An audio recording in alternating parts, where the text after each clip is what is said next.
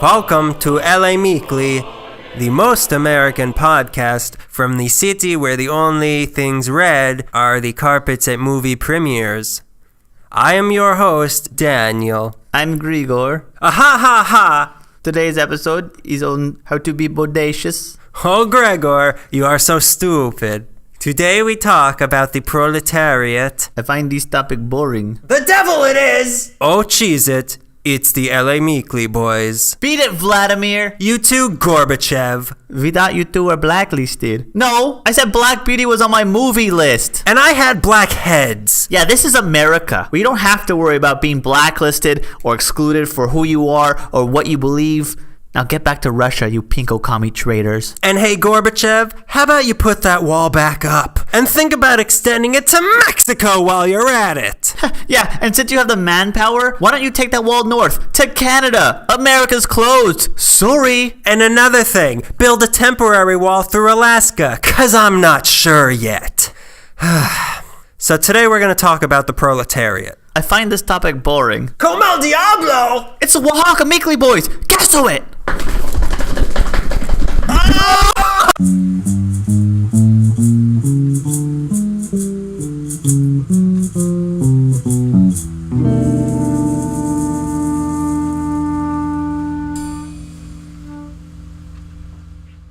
Hello! My Coney Island baby. Welcome to episode 26 of LA Meekly.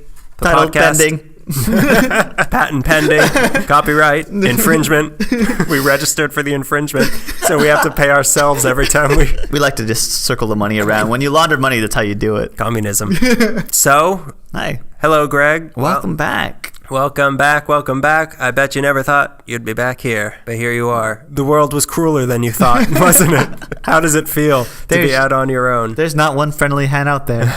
Well, we got 4 right here. They get busy. They are get too working close. around the clock. And we've had many complaints.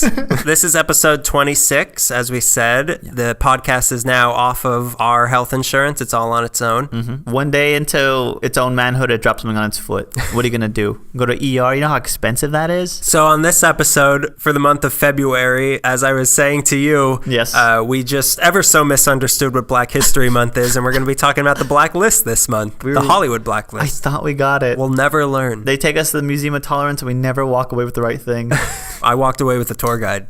I'm not giving that back. Yeah, we decided with absolutely no idea what February was going to represent at all that we wanted to talk about communism, Hollywood Blacklist, actors not being able to find work, all the things we love. Sickles, hammers, you name it, but those 2. Unions, guilds.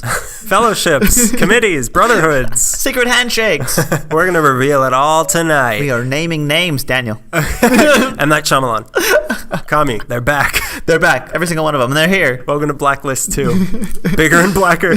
When we were first talking about alley history and everything we want to talk about, this was on my list, and now I'm glad that we were able to talk. It was on your blacklist. It was on my blacklist, which means I'm never supposed to talk about it. First rule about fellow communists, you don't talk about fellow communists. Yeah. Second rule of fellow communists, you don't talk about fellow communists. I don't know if you've seen that movie, but they list that twice. I haven't seen that movie. You should. Because it's made by commies.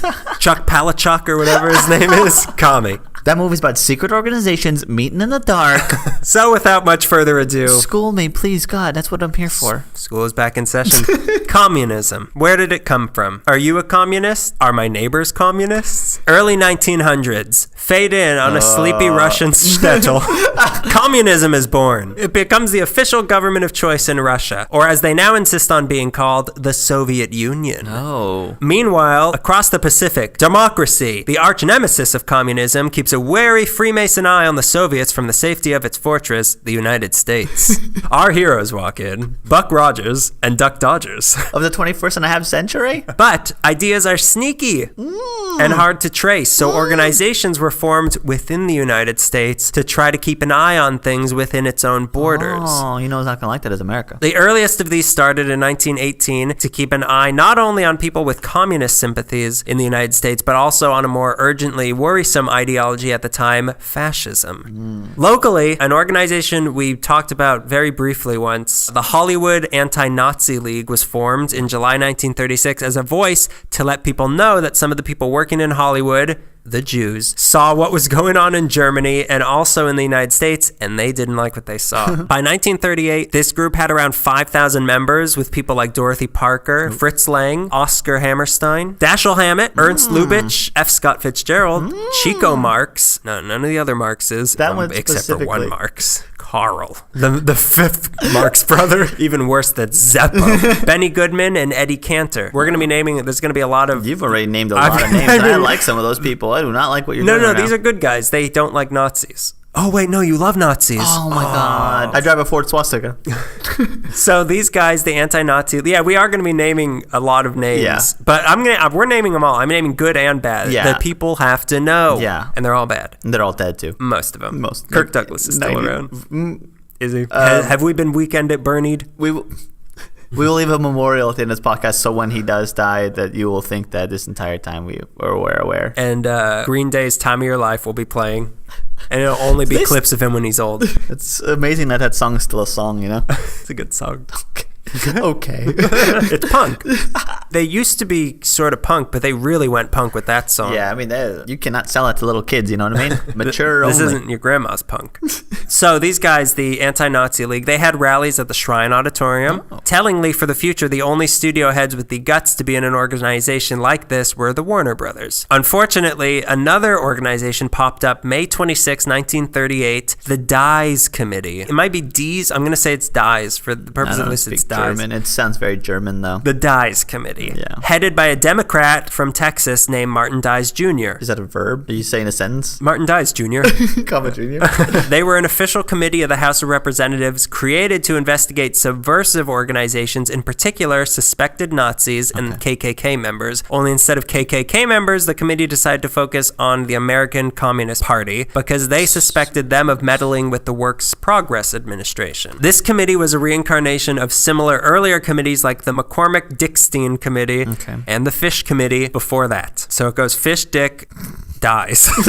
Their biggest power was that they had the power to subpoena people to appear before the committee. Luckily, Dies knew precisely where to look. Hollywood, or Commiewood, as he might call it. That's funny. I call it that. He didn't come up with that. I want this Hollywood sign changed to that. Commiewood land. Commiewood land. Just keep making letters. A place he's considered to be infested with communists. Come on. Infested is a strong word. Yeah. Swarming. Sure, we have a queen communist that we all produce honey for, but can you really call us infested? This wasn't the first time Hollywood had come under suspicion either. J. Edgar Hoover, the crossdresser, had once launched a big investigation into communism in Hollywood under Operation Compic, or Communist Infiltration Motion Picture Industry. But the Dies Committee got specific. They had names given to them by an ex-communist named John Leach. Oh, the first name namer. And in 1940, 42 names were printed as being under investigation. Ooh. Names like Humphrey Bogart, James Cagney, and Katharine Hepburn. Dies himself came to LA and met with 12 of the accused at the Biltmore Hotel and cleared 4 of them and then decided all the rest were fine, but he still had suspicions about one guy, Lionel Stander. I don't know who that is. I do. Really? Yeah. Wow. I know Lionel Stander. Keep an eye on Lionel Stander. Okay, keep an eye. Is he going to come up later? Yeah, I have that thing on him. Interesting. Wow, I foreshadowed you. The problem with this inquisition was that they had no facts or any proof at all to back up their accusations. This committee was not very popular because they were very anti-FDR at a time when most people liked FDR, so this attack on specific Hollywood stars was just seen as sort of a cheap publicity stunt by the committee to draw more attention to themselves because it was a guaranteed headline grabber, which maybe we should consider doing. Yeah, definitely. The committee also went after the Anti-Nazi League, calling it a communist front organization and helped in their demise. People who were anti-fascist were looked down on up until the U.S. got into World War II when it became official policy to be anti-fascist. Another shining moment for the Dies Committee was when Dies threatened in 1941 to subpoena all Japanese people in LA, claiming that he had evidence of a plot against America by the Japanese fishermen living on Terminal Island, which I'm sure was a genuine concern, but just hearing that sentence is so ridiculous. Yeah. What's your evidence? A hunch. Several hunches in a row. All the peanut benders at Dodger Stadium are in a plot to kill FDR, and I know it. They're going to use 2 Zeppelins. This committee also had a hand in getting Japanese people sent to internment camps. So once World War II really got going in America, though, the Dies Committee was mostly put on hold since the communists, who were once to be suspected, were now our greatest ally in the war effort, and we can't be, rounding them up Why not? Let's round them up. They could be our captors and our allies at the same time, for We're sure. fighting a war with you by capturing you. Get in there with the Japanese. But that didn't stop another organization from taking aim at Hollywood for communist ties. The California Joint Fact-Finding Committee on Un-American Activities was formed by Jack Tenney, basically to continue the work of the defunct Dies Committee, and held yet another round of investigations into communism in LA in October 1944. Jack Tenney's investigation was called Reds in Movies. It's funny that they're blacklisting all these writers. They need a writer just to come up with some of the titles of this crap. They're good old-fashioned American titles. They're straight and to the point. Johnny's Home. Rock Hudson. So nobody was cooperating with Reds in Movies, and that quickly, okay, I guess we've cried wolf. It's not happening this time. But then the war stopped, and suddenly the Soviet Union, our greatest ally, was now our greatest threat. So when the way the world was going to be once the war was over started becoming clear, in the dying days of the Reich, certain groups and individuals in America began to position themselves favorably for the New World Order, if that makes sense. Yeah. Listen to it back, play it again. New World Order. New World Order. New World Order. Listen to it backwards and you'll hear the plans for a New World Order. One of these groups was the Motion Picture Alliance for the Preservation of American Ideals, formed in 1944. Again, all these people could have used communist writers. These are not very catchy. Yeah, they are not. I'm not signing up with that party. Oh, the MPAPAPI? They're a very conservative group of showbiz people who were strongly anti-communist, which was the new official policy of the U.S. government. Yeah. They were founded by guys like King Vidor and Walt Disney. Amongst their around 1,500 members were Gary Cooper, Cecil B. DeMille, Victor Fleming, Ward Bond, Clark Gable, and Ronald Reagan, and their president was John Wayne. And vice president, a shotgun. A shotgun in a rocking chair that won't stop rocking. Colin the treasurer. It's a horse. Horse dragging gunpowder. Needless to say, this group was accused of being anti-labor, anti-women, anti-Semitic, and anti-black. Does that surprise you at all? Not at one bit. In opposition... Ooh, comfy hoods. They were the KKK without hoods. They were not ashamed of it. In opposition to the alliance were groups like the Free World Association with supporters, good guys like Orson Welles and James Cagney. I know I laughed through that. He was a weirdo, but I mean, he had good ideas. All right. He liked kiwis. And I'm not talking about New Zealanders. I'm talking about the fruit that looks like testicles. But one man's testicles in particular. Charles Foster Kane. That's what Rosebud was. I get it now. America is corrupt. But now that the war against communism was officially on, Big Daddy woke up and the Dies Committee was back in action. Only now that Republicans had taken control of Congress for the first time since the 30s, a temporary subcommittee of the committee was made permanent in January 1945 and took center stage. The House Committee of Un-American Activities, or the House Un-American Activities Committee, or HUAC. HUAC, as I'll call it. HUAC. A name come up with by Al Pacino.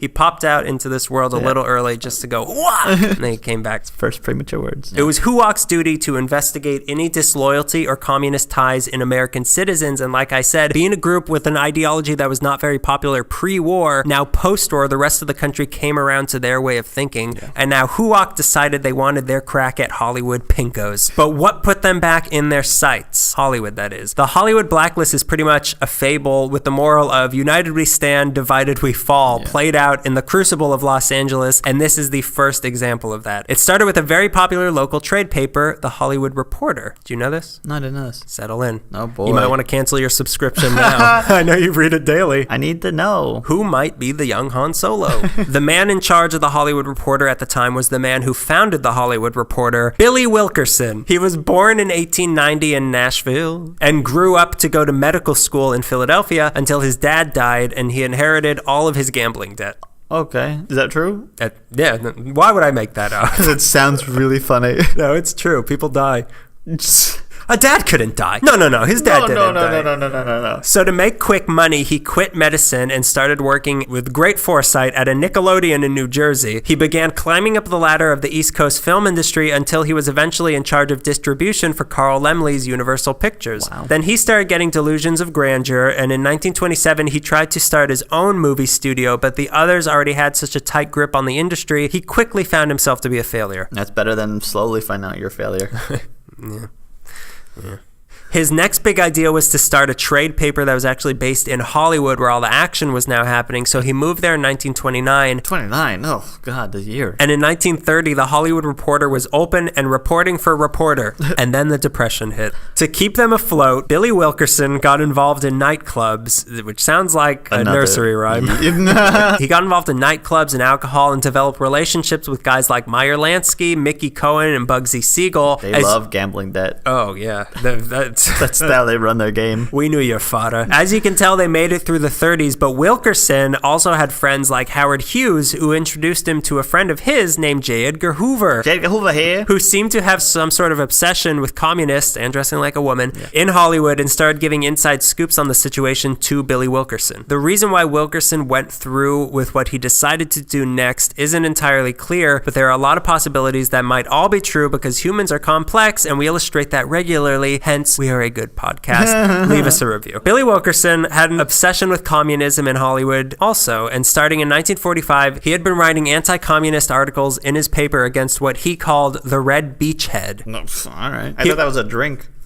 He was also anti-Screenwriters Guild. The Screenwriters Guild didn't like how the Hollywood Reporter wouldn't cover a story unless the studio bought ad space in their paper. So the guild the guild banned all of its members from buying ad space in the Hollywood Reporter in protest. Billy Wilkerson responded by not listing screenwriting credits with those of directors and actors in a movie review. This is just my theory. This might be why writers today don't get as much credit as actors and directors do. That could be true. Thank you, Billy Wilkerson. But now, with Hoover on his side, Billy Wilkerson had actual names to go with his communist accusations. He knew the gravity of what publishing these names meant. He knew publishing them would damage many lives, and that in doing so, it meant he could potentially alienate himself from the industry and lose everything that he had worked for. Some think that he wanted to do it just to get a good story. Some think he was being pressured to do it from his mafia affiliations. Some think that he was just going along with the political rhetoric that was being yelled around at the time. Some think he wanted to do it to get in good with the studio heads. Some think he wanted to do it to get revenge at the studio heads for boxing him out of having his own studio.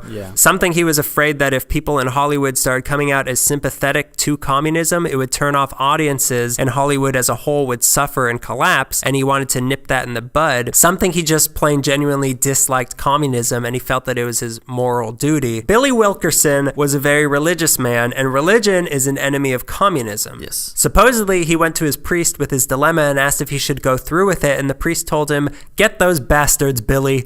So on July 29th, 1946, the Hollywood Reporter published an article called "A Vote for Joe Stalin" that named 11 Hollywood employees as communist sympathizers, and the fire was ablaze once again, as red as what they're fighting against. Huoc was now bringing down the hammer full force on Hollywood. What the Hollywood Reporter did is an embarrassment to the industry, and they did lose a lot of readers. They also gained a lot of readers. They continued to cover the story almost every day for the duration of what became known as the Inquisition in Eden. But once it was over, they didn't talk about it for years out of shame. They didn't issue a formal apology until 2012, when Wilkerson's son finally was like, sorry, you shouldn't have done that. He inherited his dad's moral debt. You can't go to the mafia for that one. So now, Huoc was headed by a very conservative Republican from New Jersey named J. Parnell Thomas. This is pre-Joseph McCarthy. But even when he was involved with Huoc, he had nothing to do with what happened in Hollywood. So Joseph McCarthy, go listen to your McCarthy podcast or whatever you want. He has nothing to do with the hell of that. A man who was a member of the Hollywood Huoc Committee was renowned non-crook Richard Nixon. Huoc alleged that communists had infiltrated mass popular culture and were putting pro-communist messages into their content to brainwash the public. Trojan horse that stuff in. Hey, what are you, some sort of Greek sympathist? Oh yeah, what are you gonna come over here and tell me about your little tales, huh? How to get past the Cyclops? some sort of nymphs? How you gonna fight off a nymph? I don't know about that. Maybe I don't want to fight off a nymph. Maybe I want to sleep with all the sirens. Their idea of brainwashing the public, this included portraying the U.S. in a negative light in movies that they knew would be shown internationally. Here's one. They also claimed that they had been sending coded messages in movies, alerting communists in Europe during the war about the locations of American air raids on Germany so that they would know to stay away or to take cover. That's hilarious. Yeah. That's really... They give them way too much credit. Yeah. Communists are not that organized. These guys are pole vaulters because they are making a giant leap for mankind. Emboldened by the articles of the Hollywood Reporter and courted by the John Wayne-led Alliance for the Preservation of American Ideals, HUAC secured $75,000 in funding and set up shop at the Biltmore Hotel again in Los Angeles to continue their investigation in May 1947. And on September 21st, 41 people were subpoenaed to appear in front of Congress in Washington, D.C. Now let's take a step back. Were there actually communists in Hollywood? You want me to ask that? Were there actually communists in Hollywood? I plead the fifth. Guilty! The answer is yes. Communism is a political party and isn't inherently affiliated with Stalinism, just like how Islam is a religion and isn't inherently affiliated with ISIS. Not to say Stalinists and ISIS are similar, but they're both organizations that tarnish the good name of something that is not malicious or to be afraid of. But much like how many people today don't really think that way, HUAC was also confusing the two. They also didn't have much evidence to support their claims. Most movie studios at the time weren't interested in putting out any movies with any sort of message or meaning in them. Sam Goldwyn said, if you want to send a message, use Western Union. It's a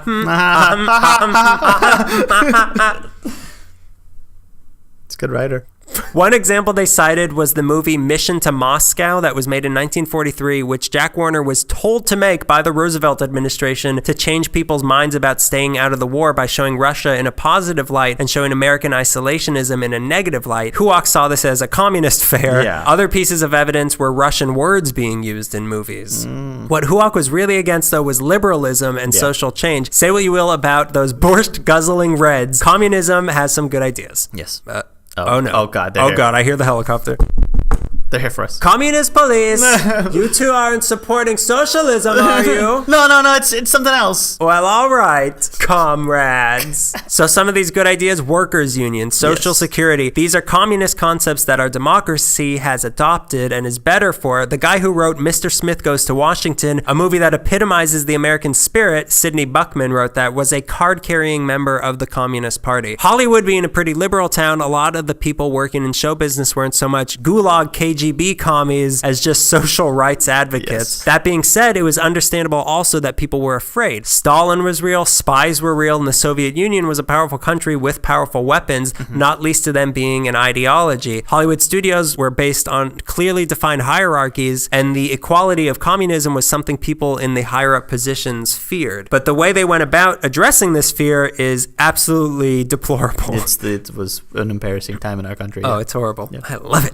So back to September 21st, 1947, 41 people are subpoenaed, 22 friendly witnesses and 19 unfriendly witnesses. The hearing started October 20th, 1947 with the friendly witnesses. These were people they didn't suspect of being communists, but knew could be counted on to provide information. Many in this group of 22 were members of the always willing to please HUAC Alliance for the Preservation of American Ideals. Walt Disney testified, so did Ronald Reagan, Louis B. Mayer, Gary Cooper, Sam Wood named names and warned to keep an eye on writers. Ayn Rand didn't name names but fully cooperated with all their other questions. The friendlies were allowed to read prepared statements, and Jack Warner said, Jack Warner, my how you have turned. Ideological termites have burrowed into many American industries, organizations, and societies. Wherever they may be, I say let us dig them out and get rid of them. My brothers and I will be happy to subscribe generously to a pest removal fund.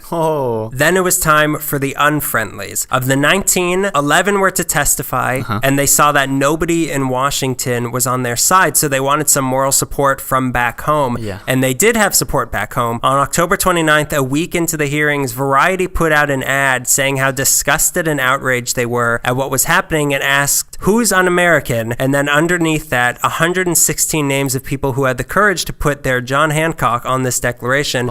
People like Leonard Bernstein, Katharine Hepburn, Henry Fonda, Arthur Miller, Gregory Peck, Otto Preminger, and then kind of nullifying the list for reasons you'll hear later, Bud Schulberg and Elia Kazan.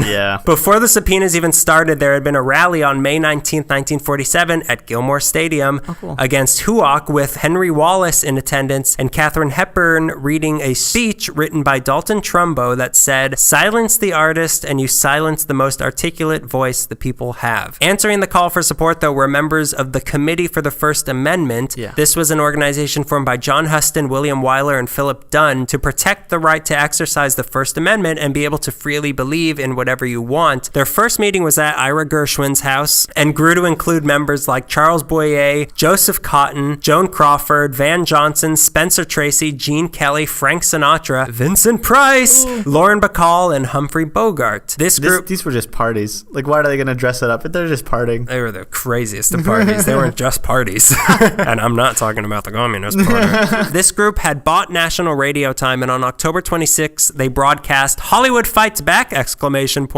the title. It was a half-hour anti-Huok plea for the investigations to end, starring people like Judy Garland saying things like, "We don't mind being called bad actors, but we resent being called bad Americans." And boy, were they called bad actors. Groucho Marx pretended to be J. Parnell Thomas. That's funny. After the program, the committee sent a delegation of 26 to Washington, headed by Bogart and Bacall, armed with a petition signed by some 80 celebrities, with Bogart saying things like, "I am an outraged and angry citizen who feels that my basic civil liberties are being taken away from me." On November 2nd, they had a part 2 of the show with Danny Kaye, Douglas Fairbanks Jr., Rita Hayworth, and Peter Lorre, but by then it was already too late. The day after the first program, on October 27th, the hearing of the 11 unfriendlies began. Here's who those 11 were. I'm going to give you their names. I'm going to name all the names. You're going to name the names? Don't worry, I'm naming names. And a little bit about what they did. Alva Bessie, a screenwriter whose career was just getting started and who also fought the Nazis in the Spanish Civil War. Wow. Herbert J.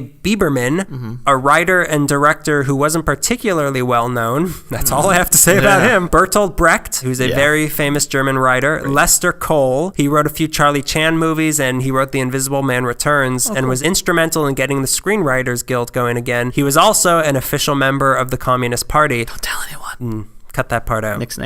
Edward Dmytryk, a director of such movies as Raymond Chandler's Murder, My Sweet and Crossfire. He also helped define the film noir genre. He was also a member of the Communist Party and will come back later to haunt us. Ring Lardner Jr., a member of the Hollywood Anti-Nazi League and Academy Award-winning writer. He was also a member of the Communist Party. John Howard Lawson, the first president of the Screenwriters Guild and writer of movies like Blockade and Sahara. Albert Maltz, an O. Henry Award-winning writer who also wrote Pride of the Marines and is an uncredited writer on Casablanca. He was also a member of the Communist Party. Don't tell anyone. Keep that a secret. He was a pro-American writing hero during World War II and was immediately after made a villain. Samuel Ornitz, a screenwriter and founder of the Screenwriters Guild. Adrian Scott, a producer who also helped define the film noir genre. He was also a defining member of the Communist Party. And lastly, the most famous behind probably Brecht is Dalton Trumbo. We'll get more into him later. He was one of the highest paid writers in Hollywood at the time, and he was a member of the Communist Party. So the trial of these 11 began, and from the start, it was clear that this was not going to be a fair fight. To start, they insisted on addressing all of the Jewish people involved in this group by their original Jewish names, not their business names. Right. Unlike the friendly witnesses, these 11 were not allowed to read prepared speeches. They were instead brought before the committee and asked the infamous question, "Are you now or have you ever been a member of the Communist Party?" Only one of these men actually answered the question. Brecht said no. The rest refused the very idea of the question and claimed protection under the First Amendment. Being screenwriters, they insisted on reading prepared speeches anyway,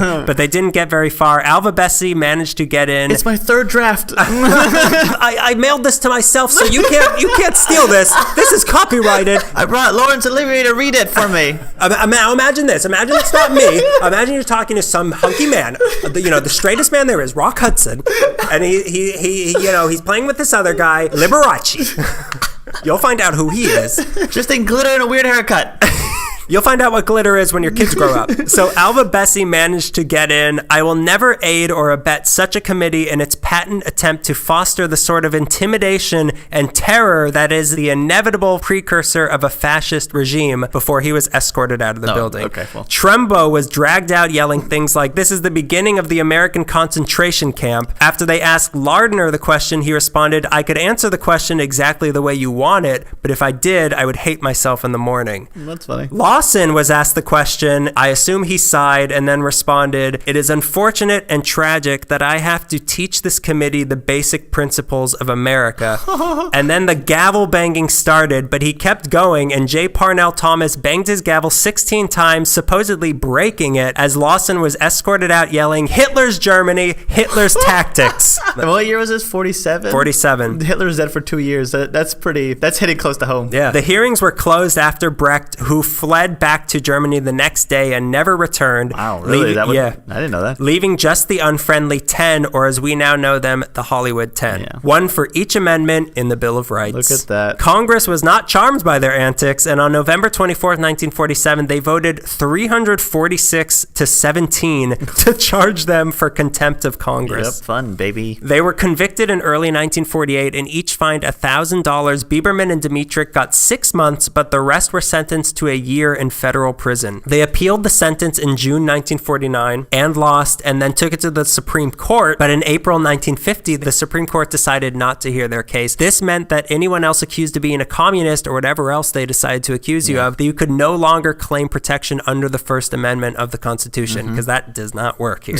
But the thing is, HUAC didn't have the power to create a legal blacklist. The Hollywood Blacklist, as we know it, was imposed on Hollywood by Hollywood itself. Yeah, it was an unofficial punishment. Yeah, unofficial. I mean, I'm going to give you an unofficial punishment for speaking up against me. Hollywood, they talked a big game and were ready to make a stand when the subpoenas happened, but when the public saw how the 10 looked in the hearings, it really was not favorable to them. They came off as unnecessarily mean and sometimes even crazy. But I mean, what's crazy about getting dragged out of a building yelling about Hitler? Screaming until a gavel breaks.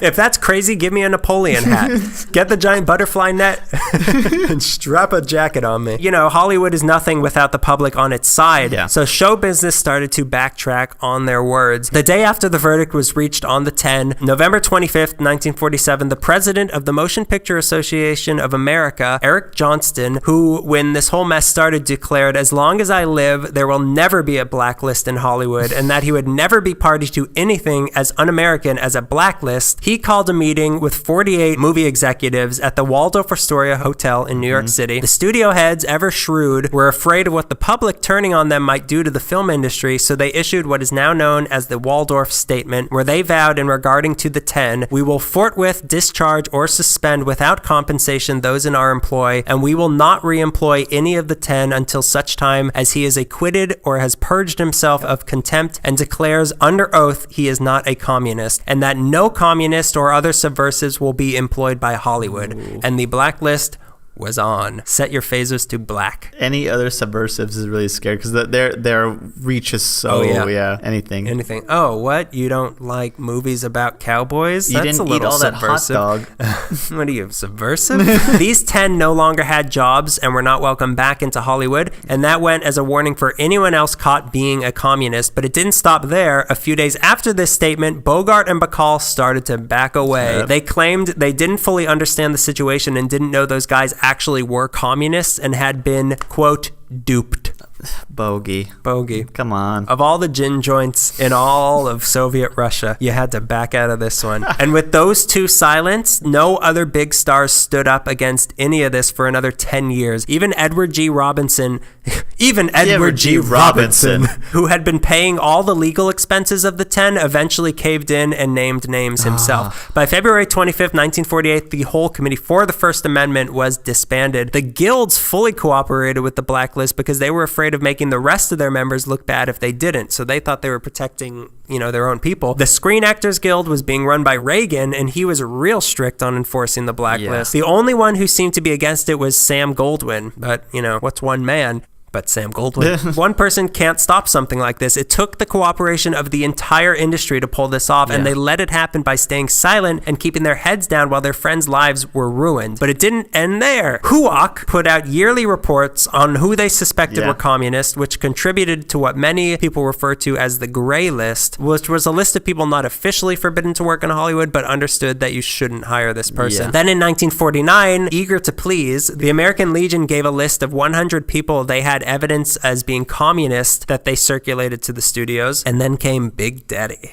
There was a right-wing magazine called Counterattack that was the newsletter of facts to combat communism. This was started by some former FBI agents, and on June 22nd, 1950, they published Red Channels, the report of communism influence in radio and television, which listed 151 names of supposed communists and their CV, Communist Vitae. This became the Bible of the Gray List and called out people like Lloyd Bridges, Harry Belafonte, Lena Horne, Arthur Miller, Orson Welles, Langston Hughes, Dorothy Parker, Gypsy Rose Lee, Leonard Bernstein, Elmer Bernstein, Burgess Meredith, Pete Seeger, Dashiell Hammett, Burl Ives, Charlie Chaplin, Luis Buñuel, and Zero Mostel, and many, many more. I think one of the most famous things at Red Channel is that it ended the career of a woman named Marsha Hunt, who had just started her career. And she wasn't even, never at any point a communist. She was just a Hollywood liberal. But the day she found out, she was at dinner or lunch with Eleanor Roosevelt. And she's like, well, and that was it. That was the end of her career. Oh, check, please. I gotta be going.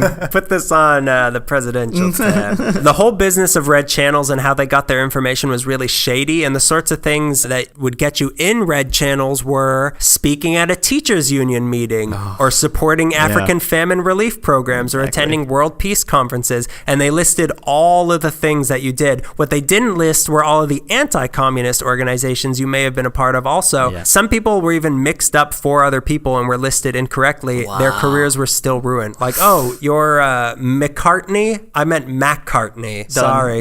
Sorry, Paul. No Beatles this decade. Speaking of Beatles, Ed Sullivan loved Red Channels. Really? He seems like every night before bed. Read it. Daddy, will you read me the thing again? Pete Seeger.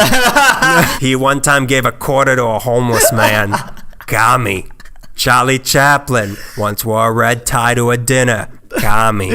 Almost 60% of all the people being accused were writers. The whole thing just descended into Mad Max. It's so sensational. Who was a commie. Yeah. People sharing a truck. Kami.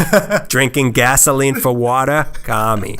People were accusing other people just to settle old scores or for personal advancements. Careers were being ruined left and right. Accused people got hate mail. They got death threats. Friendships were ended. Marriages ended. Some people fled the country. It was like a little mini lead up to a Holocaust. Yeah. That's what was happening. People were being targeted and punished for exercising their rights of free speech and freedom of beliefs. As one guy who later testified and named 7 names said he never forgave himself, but he was commended by Reagan and the movie executives. He said, when a man performs an act of personal betrayal of his friends, he's regarded as a 100% all-American patriot. And then round 2 started. Oh, yes. Here we go. So it's 1951, and HUAC have just went through the movie industry and did commie spring cleaning. And they looked around and thought, I bet we can get cleaner. Who else can we get? HUAC's research director, Raphael Nixon, who was a crook, decided to this time illuminate the prestigious position that the Communist Party had in Hollywood. Now HUAC was chaired by a man named John S. Wood. They went into round 2 with a new strength created by public opinion based on a lot of political events that were happening in the day. Senator Joe McCarthy had a particular style of witch hunting that started February 1950. He was very aggressive, and people really liked him because he got on everyone's case. You're a commie. You're a commie. I have no proof for anything. Trump. I keep reading. I'm like, Trump. Yeah. This is Trump. You're decommissioned. His timeless catchphrase. You also had the conviction of Alger Hiss, who was a former U.S. State Department official who was convicted in of perjury concerning his dealings with Whittaker Chambers, who accused him of membership of communist espionage ring. You had the fall of China to the communists. You mean the rise of China to the communists. Thank you. China. Keep singing. I'm going to keep talking. Some atomic spies, Judy Copeland and Klaus Fuchs. The first successful atomic explosion by the Soviet Union was done in 1950. The passing of the McCarran Internal Security Act, which required all communists and communist organizations to register as such and included the arrest of suspected subversives. And you also had the arrest of the Rosenbergs, Julius and Ethel, who were suspected of being Soviet spies, trading information that was bringing down American planes. Let them fry. Isn't that what happened? They electrocuted them to death? Yeah, to death. They were in some sort of a seating device? Yeah, the lazy boy. Electric lazy boy. Killer lazy boy. Someone write Trumbo, write that. The Sparkle Lounger.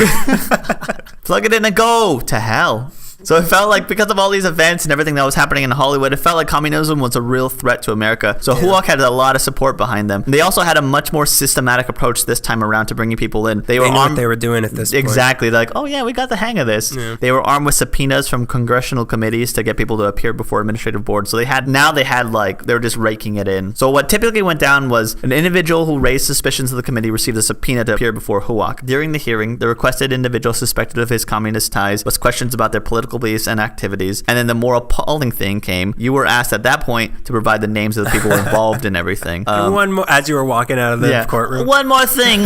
Shut the doors. Who are all your friends? Who gave you a right to everything? So any individuals named in this manner then received a subpoena themselves, and that widened the committee's scope. So it's like a virus that they injected into subject one. Spread it amongst your friends.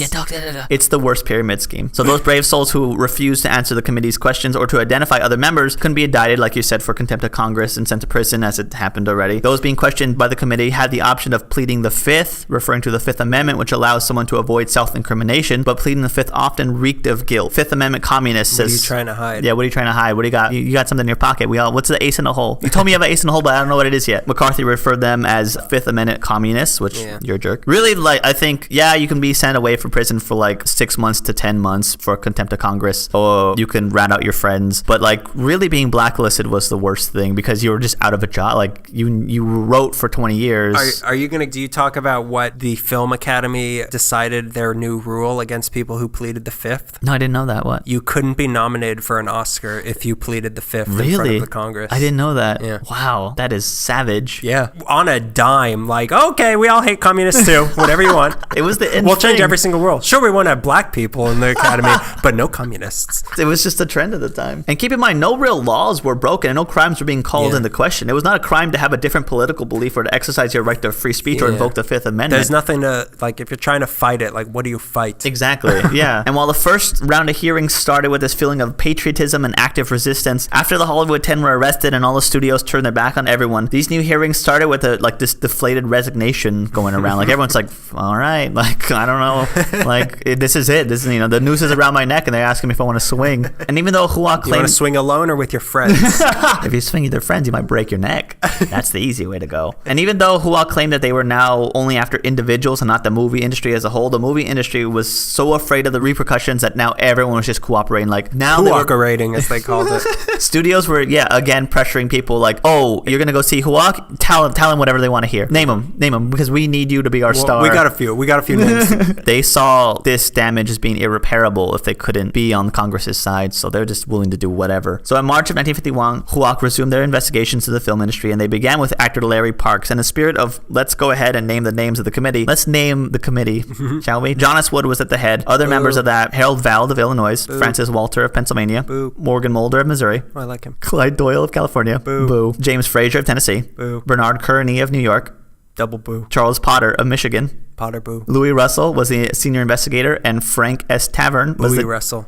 Frank Tavern was chief counsel. Boo. Boo. All around boo. Amen. Boo. Amen. Boo. Parks initially went in front of the committee, agreeing to tell them whatever they wanted to know about his activities as a party member, but he would not go on record outing other members. But after a lengthy session, he eventually broke down, apparently in tears, and begged the committee not to make him, quote, crawl through the mud and be an informer. But that's just the kind of sick fetish they were into.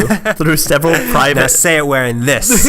Ooh, can you say Dashiell Hammett's name wearing this? Oh, yeah. So through several private and public sessions of questionings, Park became quite friendly after that. But not in the sense of, I'll give you a ride to the airport, but friendly as in, these are the party members' names. And he named Morris Komrofsky, Lee Cobb, J. Edward Bromberg, Ann Revere, Lionel Stander, who we'll get into, and some others. Park considers himself ruined after that, and he was.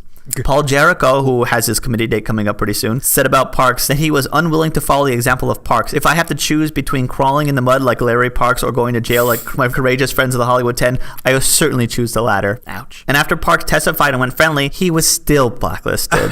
Despite having left the party shortly before the initial hearings began years earlier, they still blacklisted him. Once he admitted his association with the Communist Party before the committee, Columbia Pictures just dropped them, and a romantic comedy he had made for Metro-Goldwyn-Mayer was shelved for 3 years because of that. Here's a romantic comedy for you. A hammer meets sickle. Get out of here. Go work in a hamburger stand, kid.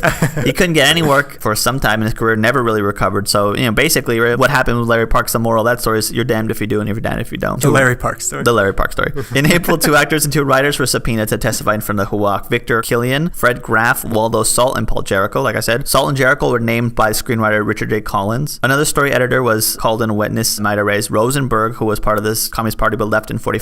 And boy, did she name names, 40 names. That must have been the committee members going home that day so happy. They had to meet a quota, we gotta get our 80. One of the accused, Waldo Salt, said to Representative Doyle, "One man's subversion is another man's patriotism. I consider the activities of this committee subversive of the Constitution." And he's right. Around the same time, one of the Hollywood 10, Edward Dimitri, Dmytryk broke his silence and spoke out against the Communist Party for the first time since his incarceration the previous year. He was becoming not only disillusioned with the Communist Party's ideas on the Korean War, but becoming disillusioned with the fellow 10 comrades who had all fought Huok together. Once he was out of prison, Herbert Bieberman, another one of the 10, and still active Communist Party member, came around and asked if Dmytryk would sign a petition asking for supportive parole for the other 8 members of the 10. He agreed. Yeah, because they got the shorter sentences. Yeah, both of them got 6 months. Yeah. Dmytryk agreed he would, as long as only the parole board would see his signature and it wouldn't be made public. Bieberman agreed, and wouldn't you know it, 2 days later on the front pages of Variety and the Hollywood Reporter, it was for everyone to see. So he was immediately fired from Dmytryk just doesn't learn his lesson. What do we need to tell this guy? So of course he did the only rational thing he could. He was like close to $500,000 in debt and completely broken after the first round of hearings. Yeah, that's the thing. Like, you know, imagine being that much in debt. Yeah. Like, what would you name names? You mean, no, I've never been $500,000 in debt before. Yeah. And especially when that And you know what? You'll never be $500,000 in debt. You don't even know how to do that. Especially after I went to jail for what I felt was patriotic and no one supported me. And then a friend of mine... I thought you were telling a true story from your life. No. I'm talking from Dmytryk's point of view. I thought it was patriotic to download those pictures. Yeah, and then to come out and then feel turned to... Story is a little bit more true than he thought. To feel like my friends turned against me. I could imagine at that point naming names, but dick move anyways. So after, like I said, completely broken after the first round of hearings, so he decided to separate from the tent and talk to Huok. He came before the committee in April and confirmed that Hollywood did indeed have a communist infiltration through the unions and guilds. The party had 3 main reasons they sought to invade the studio system and Hollywood in general. First, they wanted the financial support that came from the big Hollywood incomes. Their goal was to create a teething system where they collect a percentage from salaries of the members with higher pay. Secondly, they wanted the prestige that came with the Hollywood elite. And lastly, and the worst of all, was the confirmation that the Communist Party wanted to control the content of motion pictures by seizing the guilds in the union, which gave Huok exactly what they were looking for, the concept of the Red Menace threat. But the thing about it is that at no point was the communist operations well managed. So this might have been an idea of theirs, but there was no way that this was going to happen. Yeah, they had these big ideas, they had all these actors, but a lot of actors were already, by 45 to 47, were already leaving the party. So Dmytryk then went on to spill the beans regarding the party's activities. He claimed to be one of the 7 communists in the Screen Directors Guild, and also revealed their identities: Frank Tuttle, Herbert Bieberman, not his friend anymore, Jack Barry, Bernard Warhouse, Chuck Berry? Jack Barry. His cousin? Jack Barry? This is your cousin, Jack Barry. You know that socialist movement you're looking for? You know that new political ideology you've been looking for?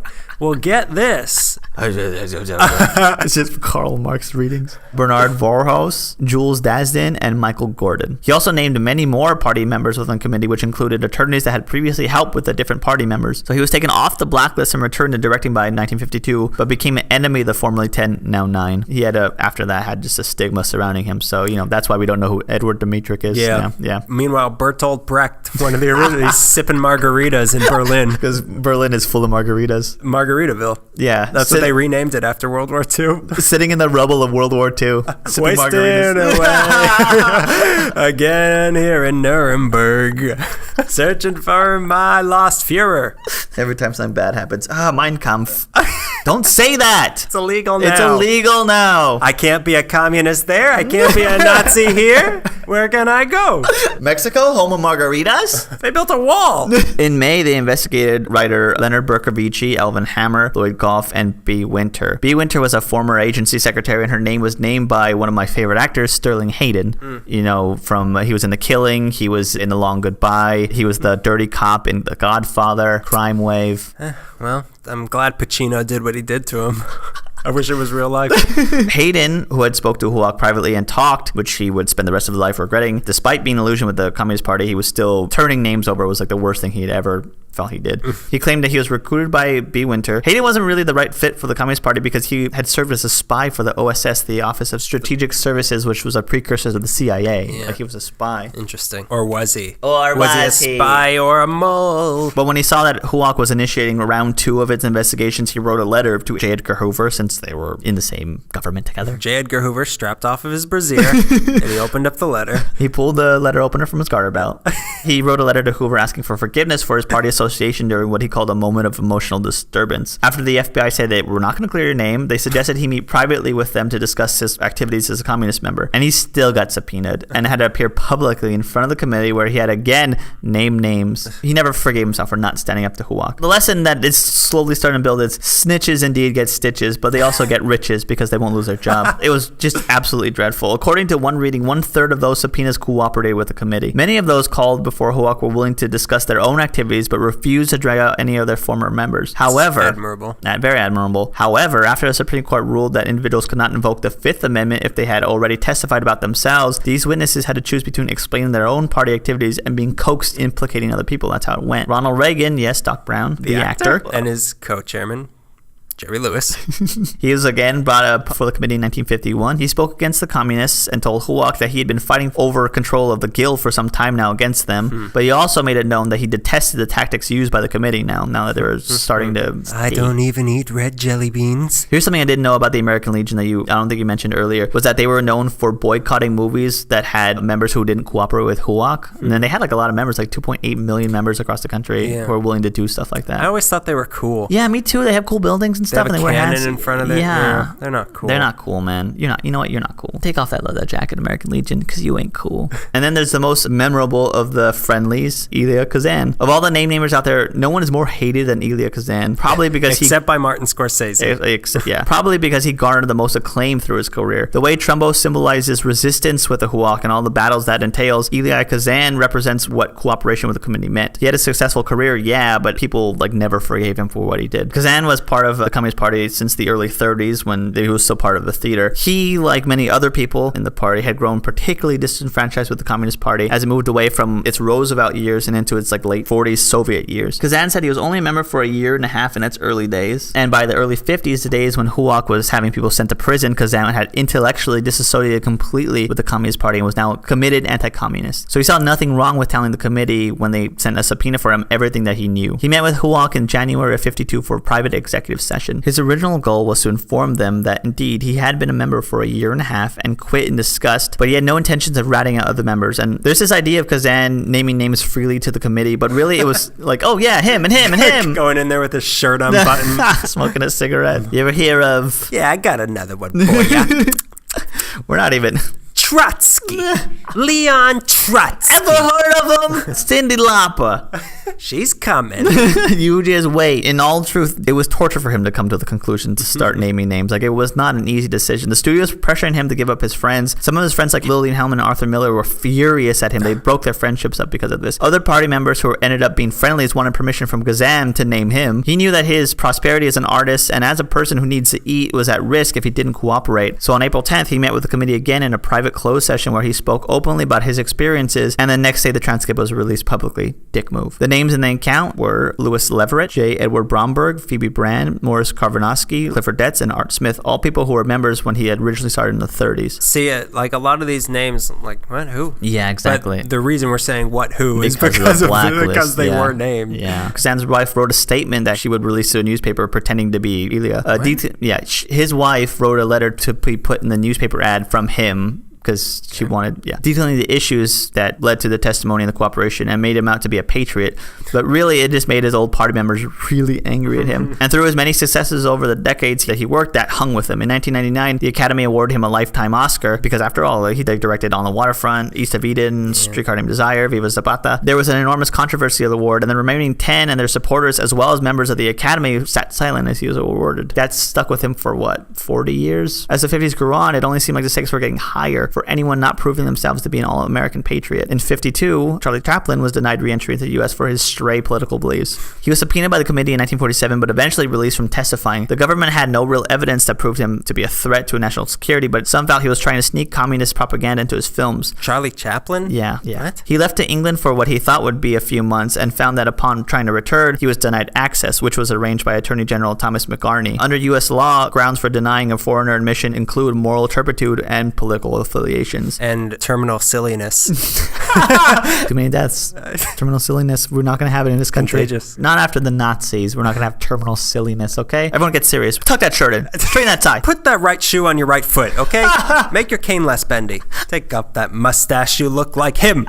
Buy a new hat. It would be 20 years before Chaplin can come back to the U.S. Wow. Charlie Chaplin. Come on. Anybody who had any kind of Hollywood liberalism was like, well, they obviously hate America and they're peeing on the flag and kill him. I mean, hate Charlie Chaplin for being in love with 17-year-old girls. Yeah. Not for being in love with a 90-year-old ideology. and going to bed with it. And betting it. He was courting that ideology in front of everybody. In June of 53 is when the Rosenbergs were executed for treason for being Russian spies. Keep in mind, only recently... Sparkle Lounger. Keep in mind that only recently were people absolutely sure they were guilty. For many years, people thought the Rosenbergs were innocent, certainly at the time they were executed. That's scary. 2 months later, after the Rosenbergs were executed, Lucille Ball was accused of being a communist. Boy. Oh, they do not love Lucy. Well, is that hair really red? We want to know. This is why you're Is here. it red? Is it commie red? On September 12th, 1950. Ricky! No, boy. Ricky, get him away from me. Tell him where you're from. Tell him where you're from and they'll certainly leave me alone. Oh, Ricky, come on. Ricky, get off that boat. Stop chasing Brecht to Germany. So in September of 53, the LA Herald Express front page banner reads, Lucille Ball was read in 36, which I swear is an episode of I Love Lucy. It was true she had signed up in 1936 as a communist, but it was at the urging of her grandfather, who was a socialist and a radical. She went before HUAC a week before the LA Herald Express released the story. She had a private meeting with the committee and informed them that her and her brother, she named her own brother, had signed up to just She had a brother? Yeah, she had a brother. Was he funny? Yeah, it was Ricky. They commit incest. The show's about that. That's why they sleep in separate beds, but they also make kissy faces. Right? I mean, Little Ricky is a crime against nature. Didn't you know that? I thought that was a show. Am I misunderstanding the theme? And Fred and Ethel, that was mother and father. This is what the Hollywood liberals want. This is the America that they want. Such a progressive show. She was saying that her and her brother had only signed up to please their grandfather. She swore off communism and said that she had never supported it, so HUAC dismissed her. No harm, right? Nope. Her transcript had been made public a few days later. And a few days after that, radio commentator Walter Winchell announced on the news over the airwaves, the top television comedian had been confronted with her membership in the Communist Party. And that did not look good. And a few days after that is when the Herald Express released the story, and the phone lines at Desilu Studios went wonky bonkers. So to quiet the public and get the screwball redhead back in her place, Desi Arnaz came out. I remember seeing footage of this, or actually not footage, but listening to audio recording. Being there. Yeah, I remember being there as a young child. I worked in the child mines Of Hollywood. before the taping of the show, because they had a live studio audience. Desi Arnaz had to go out. This is what he says. Oh, no. Lucille Ball is no communist. Lucy has never been a communist. I think I might have Not seen. yeah, not now, and never will be. I was kicked out of Cuba because of communism. We both despise the communists for everything they stand for. Lucille Ball is 100% America. She's as American as Barney Baruch, I don't know who that is, and Ike Eisenhower. Who's Eisenhower? Tomorrow morning, the complete transcript of Lucy's testimony will be released to the papers, and you can read it for yourself. Then you will know that this is a pack of lies. Please, ladies and gentlemen, don't believe every piece of bunk you read in today's papers. And now I want you to meet my wife, my favorite redhead. In fact, that's the only thing read about her, and that's not even that legitimate. I have definitely heard this before. And it worked, and the audience went back on her side. She appeared before HUAC again, and they exonerated her of all charges, even though, let me remind you, they never had any charges against her. You can't get charged for having a different political belief. The Los Angeles Times newspaper vindicated her with the banner headline, Lucille Ball not read. FBI Director J. Edgar Hoover admitted that he loved I Love Lucy. It was among his favorite shows. She probably dressed like Lucy. I peg him as an Ethel. Or a Carolyn Appleby. He's a Fred dressed as an Ethel. You got the body of a Fred. The fashion sense of an Ethel. Let's talk about Lionel Stander now. I didn't know his story continued. Yeah, it's actually pretty interesting. One of the most defiant figures in all the HUAC hearings was Lionel Stander, who was named by both Larry Parks and communist sympathizer Mark Lawrence, who himself had accused Stander of being the one who introduced him to the party line. When that happened, Stander slapped Slander. Stander slapped him with a slander suit and made arrangements to put himself in front of the line of John Wood and the committee. He was right to retaliate against Lawrence. By all accounts, Stander was never officially a communist. He was, however, a lot of other things. He was quite active in leftist politics. He was an organizer of the Screen Actors Guild. He was a member of the Hollywood Anti-Fascist League. He was a supporter of the Conference of Studio Unions. He was active in the Salinas Valley Lettuce Strike. He was Lettuce strike? Lettuce Strike. Huh? Let us strike. Oh, No, it's lettuce. Oh. Oh, Yeah, that makes more sense. A bunch of heads of cabbage and lettuce were picketing around them. What's the big deal? I have a feeling that the lettuce world is a lot more cutthroat than we make it out to be. I'm not a farmer working in Central Valley. I'm not a lettuce picker in Central Valley. And I never claim to be, and I will not name any farmers that work in the Central Valley. Come on, name a couple.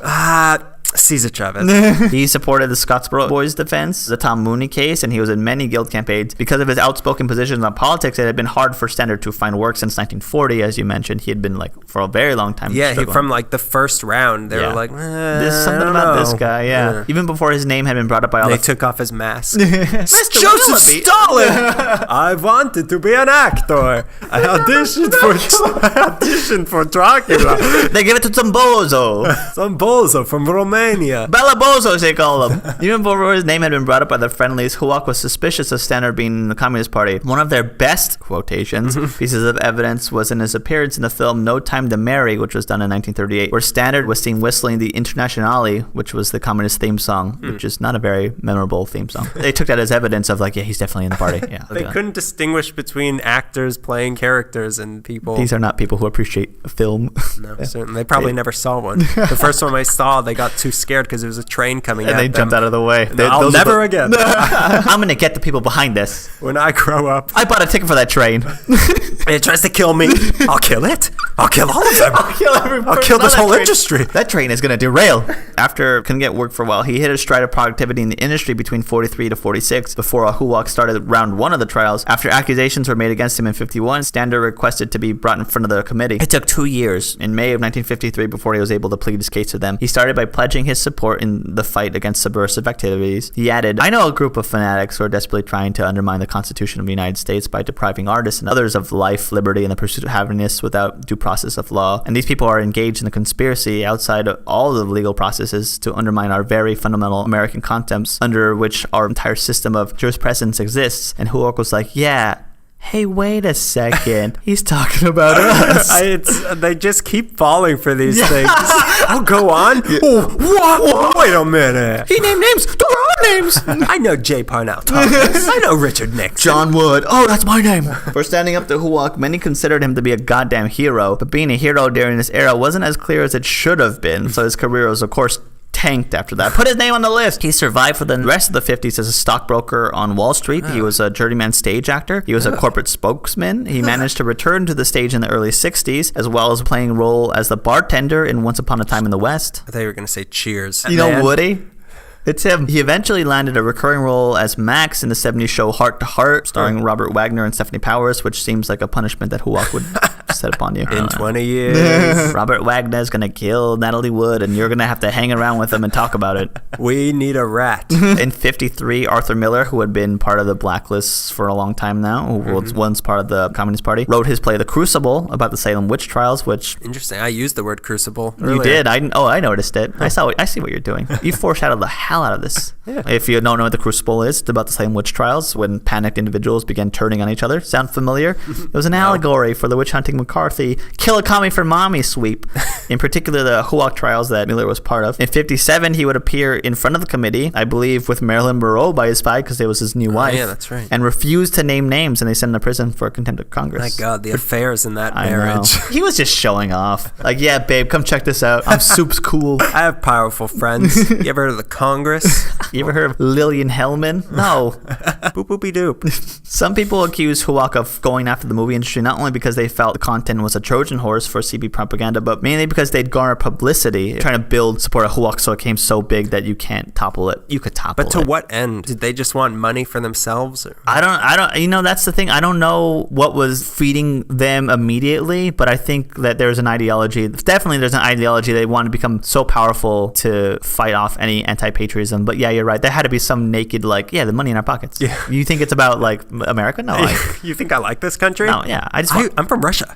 I just want to redesign the flag, and this is how they're going to let me do it. I just wanted to not have to wait in line to get a tour of Capitol Hill. That's what we're in this for. The Hollywood Communist Party investigations marked the end of the prime years of Huoc. Joseph Stalin died in 53. 2 years later, the Korean War ended. But between those two events, in 1954, everyone had just about enough of Joseph McCarthy. In early 54, Joe McCarthy's investigation of security threats in the U.S. Army was televised. He charged the U.S. Army with being too soft on communism. He went toe-to-toe with the special counsel for the U.S. Army, a guy named Joseph Welch, who many saw was unbelievably composed and witty. And the entire nation got to see the unique style of McCarthy's bullying over the television screen. Something about his wit stirred something really nasty in McCarthy, and he began yelling, shouting, "Point of order! Point of order!" tearing down witnesses. He called the well-decorated general a disgrace.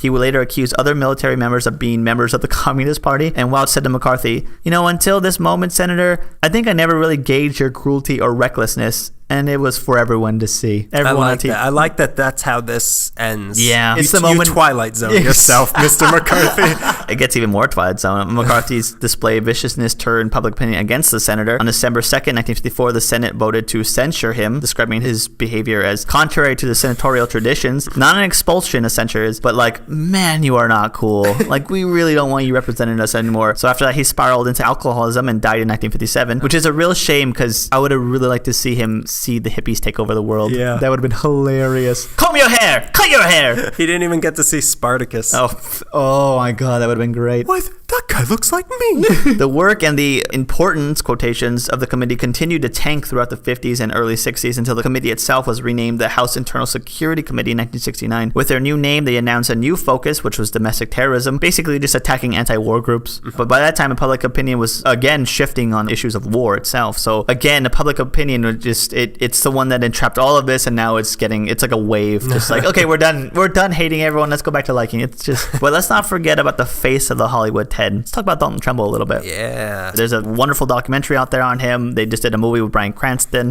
The most recognized name to come out of the Hollywood Ted, like you said, was Dalton Trumbo. He is the author of Johnny Got His Gun, which was one of my favorite books. A well-known screenwriter. He was also, as he mentioned, incarcerated for contempt of Congress. He stayed in prison in Ashland, Kentucky for 10 months because of that and emerged from it ready to work, armed with new valuable life lessons. Like, you got to beat somebody up on the first day of prison or else they're not going to let you hang around loosey-goosey. Like how to make beer in your own toilet. Wine. You make wine in the toilet. He made beer. I need more hops. Which means something else in prison. Don't ask. Don't tell. Don't tell. Trust me, he wouldn't. He was fully aware that he was blacklisted, but Trumbo was not the kind of guy to just let that stop him from working. After selling his Lazy T ranch in Lockwood Valley, which is in the Tejon Pass, it's funny because I kept hearing like north of Hollywood. It's north of LA. He sold his ranch that he loved. Him and his wife, they followed some of their friends and some other blacklisted writers down to Mexico, where they had an understanding they could live cheap and work on Mexican films together. And although they had a grand old time drinking, there wasn't much work in the Mexican film industry for them. The only real way you can get paid for working was using pseudonyms. Sometimes he'd write for women's magazines using his wife's name, or you can get a front. A front is when you get another screenwriter, you submit your thing to them and they get it made and you pretty much split the money, or you're basically living however the front wants you to live. Like if they want 70, you gotta take whatever they're gonna give you. You can take your 30. They get the credit and you get the money, whatever they want to give you. But like this, he could put work out and earn money, as little as it was, considerably less for his talents. In 1953, he wrote the story for Roman Holiday. It was fronted by his friend screenwriter Ian. It's a little too close to Hunter. Russia. Audrey Hepburn, she looks a little foreign to us. Hair's a little short, don't you think? Kind of boyish. Coming from France, maybe, where it's all a little gray. Genders are a little mixed up over there. And a boy can really lose himself? 1 second to France, please. One way. Which is not how my sexuality is anymore. So he wrote the story for Roman Holiday. It was fronted by his friend who later got blacklisted, Ian McKellen. Gandalf the Grey List. Ian McClellan Hunter, sorry. Roman Holiday won 3 Academy Awards, including Best Screenplay. Best Screenplay written by a communist. Trumbo's name wouldn't be rightfully added until 1992. By 1954, the situation in Mexico wasn't really working out, so Trumbo and his family moved back to LA, where Huoc was still hacking away at the movie industry. One of the first things he did was contact 2 independent producers of B-movies, the King Brothers Productions, run by Frank and Maurice Kosinski, who quickly sent him some stories and a novel that they thought had movie potential. The product of one of those was 1954's Carnival Story, which he does not get credit for, but he did get money, so look at that. The next year, he wrote the screenplay for The Court Martial of Billy Mitchell. Another big win came for Trumbo in 1956 when he won yet another Oscar for the story and screenplay for The Brave One. The name that appeared on the screen was Robert Rich, which was a pseudonym. He could not claim his Oscar, but a pseudonym could. It was moments like this that was the real punishment of the blacklist. It felt like almost the most severe. They thought that they could remove his ability to work, but he found a way. And even with this obstacle, he achieved something great, and he was awarded for it, but he couldn't bask in the glory, you know? The next day, the Oscar went unspoken for, and apparently there were several men claiming to be Robert Rich there to pick up the reward, which sounds like the end of Spartacus. I am Robert Rich. I am Robert Rich. No, I am Robert Rich. The tension and frustration he was going through was making great screenplays. Trumbo understood that there was nothing really especially artistic about him or his contemporaries. He even referred to the Hollywood 10 as being a bunch of mediocrities. And he didn't want to be remembered as a martyr. The problem is that he knew that that all the reballing and letter writing and craftsmanship would not bring the blacklist down. It would be left to the public opinion shifting. The morals would have to mutate back. That time came in 1960. He wrote 7 more movies throughout the decade before he wrote the screenplays for Spartacus and Exodus, both released in 1960. There are claims by many that this isn't true, but apparently producer and star Kirk Douglas was adamant on Dalton Trumbo receiving credit for this. Yeah. A more valid claim was by Otto Preminger, director of Exodus, which was released in December of that year, 2 months later, where he publicly announced that he had hired blacklisted writer Dalton Trumbo for his film. Exodus was the first film to bear Trumbo's name since Emergency Wedding in 1950, which is a hilarious title. Quick, we need a wedding!